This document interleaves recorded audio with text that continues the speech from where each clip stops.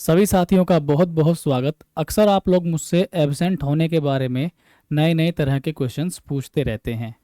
आज मैं आपको ये बताऊंगा कि अगर आप एब्सेंट हो जाते हैं रेलवे में बिना बताए तो आपके साथ क्या क्या हो सकता है, किस किस तरह के नुकसान आपको झेलने पड़ सकते हैं। साथ ही मैं आपको बता दूं कि अगर आप रेलवे में उज्जवल भविष्य का सपना देखते हैं तो बिल्कुल भी ऐसी गलती आप मत करना। एब्सेंट होने के बारे में आप सोचना भी मत, वरना मेरी तरह बाद में पछताएंगे और बहुत बड़ा लॉस आपको झेलना पड़ेगा। मैं आपको बताता हूँ, जब मैं एब्सेंट हुआ उसके बाद जब मैंने रिजॉइन किया तो मुझे किस किस प्रोसेस से गुजरना पड़ा और रिजॉइन कैसे किया। सबसे पहले 499 डेज तक मैं एब्सेंट था। मेरा रिमूवल फ्रॉम सर्विस का प्रोसेस लगभग ये मानिए तय था, लेकिन समय रहते हुए मैं वापस आया। मैंने रिजॉइन के लिए यहाँ पर पहुँचा। जब मैं अपने ऑफिस आया तो यहाँ से सबसे पहले कुछ कागजी कार्रवाई हुई। कुछ जो भी ज़रूरी कागज़ हैं वो यहाँ से रेडी किए गए और मुझे भेज दिया गया एडीएन ऑफिस। 2-3 दिन एडीएन ऑफिस के चक्कर काटने के बाद फाइनली मैं एडीएन सर से मिल पाया, क्योंकि उन लोगों को बहुत ज़्यादा काम होता है। कभी आपको ऑफिस में वो मिलेंगे और कभी वो नहीं मिलेंगे। तो 2-3 दिन मैंने ऐसे चक्कर लगाए, मैंने वेट किया। फिर एडीएन सर से मुलाकात हुई। एडीएन सर ने कुछ बातें पूछी और डांट फटकार लगाई। उन्होंने वहाँ से मुझे मेरे डॉक्यूमेंट्स या कागज़ देख करके मुझे भेज दिया मेडिकल के लिए। तो मेरा रीमेडिकल हुआ।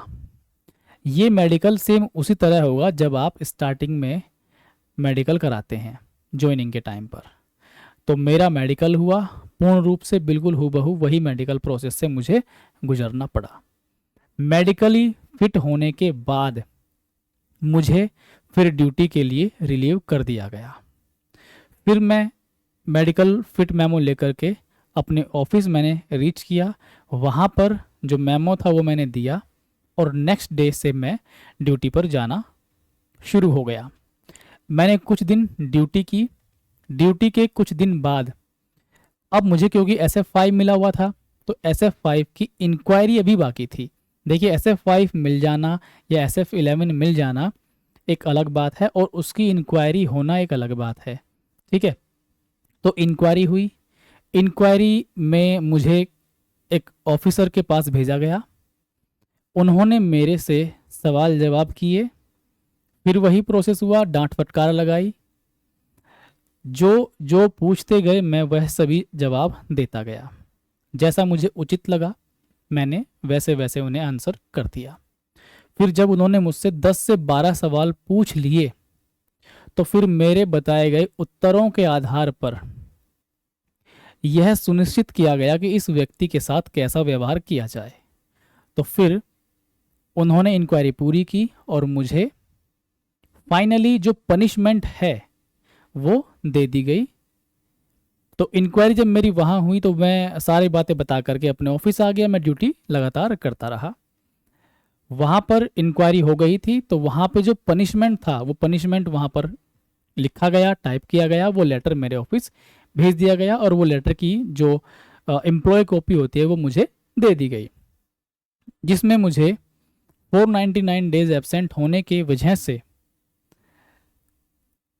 3 साल का इंक्रीमेंट होल्ड पर रखा गया विद क्यूमुलेटिव इफेक्ट। क्यूमुलेटिव है, आई थिंक क्यूमुलेटिव इफेक्ट। अब ये क्यूमुलेटिव इफेक्ट क्या है इस पर बाद में हम लोग चर्चा करेंगे, या फिर अगर आपको किसी को पता है तो कमेंट में लिख सकते हैं। तो यहाँ पर मैं आपको बता दूं कि एब्सेंट होने के बारे में बिल्कुल भी आप मत सोचिए। रेलवे में जब आप ज्वाइन करते हैं तो शुरुआत में ही आपसे संविधान की शपथ दिलाई जाती है और ये कहा जाता है कि आप रेलवे के प्रति हमेशा ईमानदार रहेंगे, सच्चा व्यवहार करेंगे और रेलवे को कभी भी आप चीट या नुकसान नहीं पहुंचाएंगे। तो इसलिए अगर उज्जवल भविष्य देखा है आपने या देख रहे हैं रेलवे में, तो एब्सेंट बिल्कुल मत होइए, वरना इसके दुष्परिणाम, दुष्प्रभाव आपको अपने करियर में झेलने पड़ेंगे। एब्सेंट से लेकर आपका कोई अभी भी सवाल जुड़ा है तो इस वीडियो के नीचे लिख डालिए। बहुत सारे सवाल आपके ऐसे हैं जो मैं भी नहीं आपको बता सकता, फिर मुझे वे खोजने पड़ते हैं और तब मैं आपको बताता हूँ।